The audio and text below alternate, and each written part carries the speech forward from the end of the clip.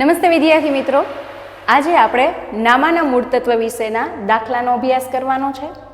એ પહેલાં હું તમને એક યાદ આપી દઉં કે જો તમે અમારી ચેનલ ઉપર નવા હોય તો તમે સબસ્ક્રાઈબ કરો અને બીજા વિદ્યાર્થી મિત્રો સાથે શેર કરો કે જેથી કરીને આપણે બીજા વિદ્યાર્થી મિત્રોને પણ મદદરૂપ થઈએ. ચાલો તો આપણે શરૂઆત કરીએ રીત નંબર 1થી, જેનું નામ છે સરેરાશ નફાની રીત. સરેરાશ નફાની રીતમાં 2 સ્ટેપ આવે છે અને 2 સૂત્ર તમારે યાદ રાખવાના છે, જેમાં ફર્સ્ટ સ્ટેપ છે સરેરાશ નફો બરાબર કુલ નફો છેદમાં વર્ષોની સંખ્યા, અને બીજું સ્ટેપ છે કે પાઘડી બરાબર સરેરાશ નફો ગુણ્યા ખરીદીના વર્ષોની સંખ્યા. હવે આજે આપણે ઉદાહરણ 1 ટેક્સ્ટબુકમાં પેજ નંબર 91 પર આપેલું છે તેનો આપણે અભ્યાસ કરવાનો છે. પહેલાં સૌપ્રથમ ગમે ત્યારે આપણે દાખલાની શરૂઆત કરીએ તો આખી રીડ કરી લેવી કે આપણે કઈ રીતથી દાખલો કરવાનો છે અને ખરીદીના વર્ષ કેટલા છે. આ 2 વસ્તુ તમારે યાદ રાખવાની થશે.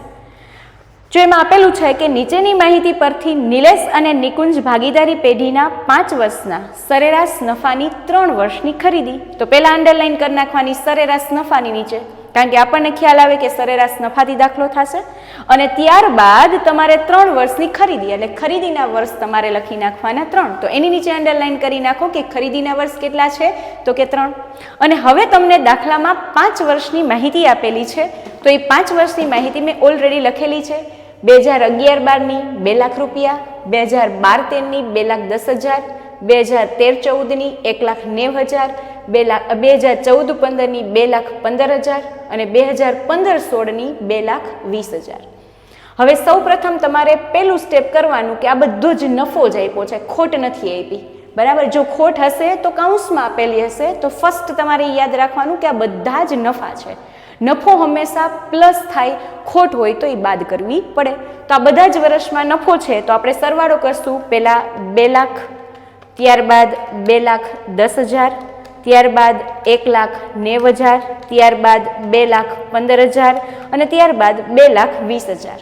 એટલે એનું સરવાળો આવશે 10,35,000. તો એની નીચે એક્ઝેક્ટ તમારે લખી નાખવાનું છે કે 10,35,000. હવે શું કરવાનું, તમારે અહીંયાથી સૂત્ર મૂકી દેવાનું. શું યાદ રાખવાનું છે કે સરેરાશ નફો બરાબર કુલ નફો છેદમાં કુલ વર્ષોની સંખ્યા. હવે સૌ પ્રથમ તમારે અહીંયા જે નફો આવ્યો છે એ તમારે નફો મૂકી દેવાનો છે 10,35,000. અને ઓલરેડી તમે ધોરણ 10માંથી શીખો છો કે સરેરાશ નફો એટલે જેટલા વર્ષની માહિતી આપી હોય એનો સરવાળો કરવો અને એટલા વર્ષ છેદમાં મૂકવાના. તો અહીંયા તમારે ભૂલ થવાની શક્યતા જ નથી. ડાયરેક્ટ તમે 5 વર્ષ આપ્યા છે તો તમારે છેદમાં કેટલા મૂકવાના થશે?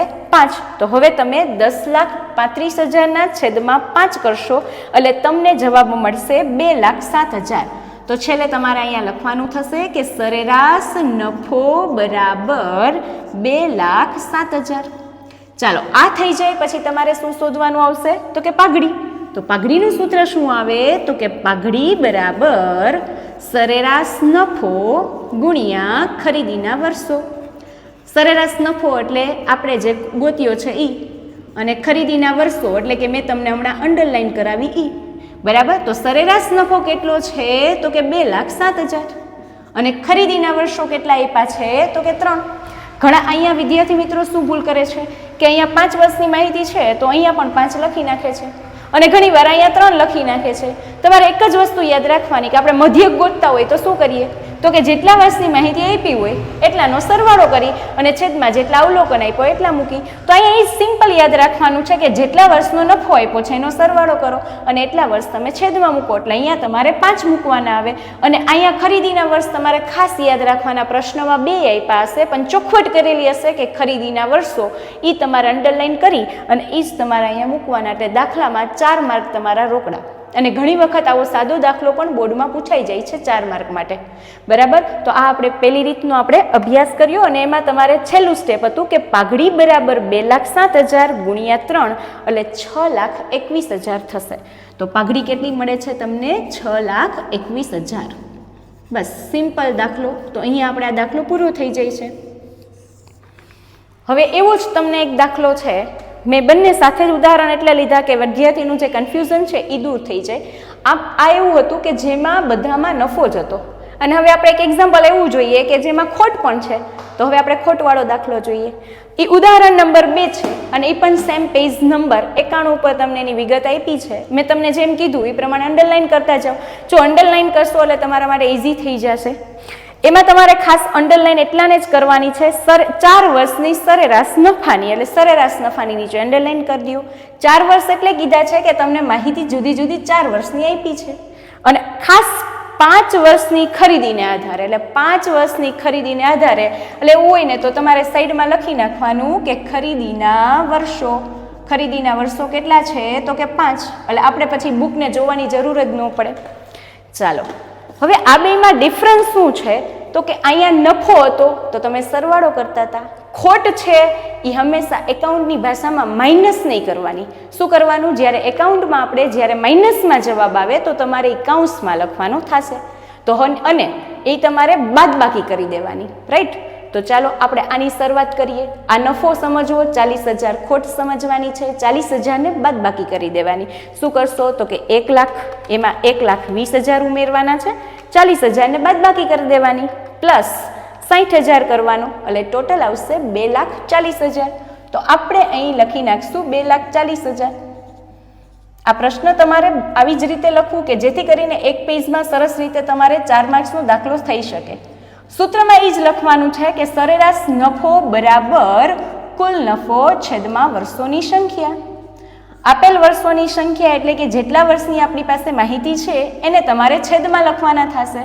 અહીંયા આપણને નફો મળે છે 2,40,000, તો લખવાનો થશે 2,40,000 અને આ માહિતી 4 વર્ષની છે એટલે 4 જ લખવાના. એવું નહીં યાદ રાખવાનું કે ખોટ છે તો એને બાદ કરી દો. નફો થાય કે ખોટ હોય આપણે છેદમાં 4 વર્ષ જ લખવાના થશે. જેટલી માહિતી આપી હોય અહીંયા વર્ષ એ તમારે છેદમાં લખવાના. તો હવે ડિવાઇડેડ કરી દો 4 એટલે જવાબ આવશે 60,000. અને છેલ્લું સ્ટેપ તો કે પાઘડી. તો પાઘડી બરાબર સરેરાશ નફો ગુણ્યા ખરીદીના વર્ષોની સંખ્યા. અહીંયા વર્ષોની સંખ્યા લખવી અને અહીંયા ખરીદીના વર્ષોની સંખ્યા, એટલે ક્યારેય ભૂલ નહીં થાય, રાઈટ? હવે તમારે શું લખવાનું છે તો કે અહીંયા 60,000 રૂપિયા લખી નાખવાના છે અને ગુણ્યા 5, એટલે 60,000 ગુણ્યા 5 એટલે તમને ખ્યાલ જ આવી જશે કે 3 લાખ થશે. અને ખાસ યાદ રાખજો કે પાઘડી છે એ હંમેશા રૂપિયામાં હોય, તો બને ત્યાં સુધી આપણે જે પણ જવાબ આવશે એની આગળ રૂપિયા લખવા, રાઈટ? એટલે તમને ખ્યાલ આવશે કે પાઘડી હંમેશા રકમ છે એ રૂપિયામાં આવશે.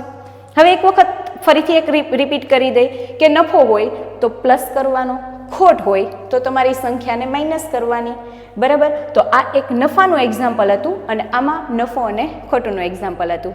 ફરીથી એક વખત તમને આ વિડીયો ગમ્યો હશે અને હવે તમે આ વિદ્યાર્થી મિત્રો બીજા વિદ્યાર્થી મિત્રો સાથે પણ શેર કરો અને જો અમારી ચેનલમાં નવા હોય તો સબસ્ક્રાઈબ પણ કરશો. Thank you.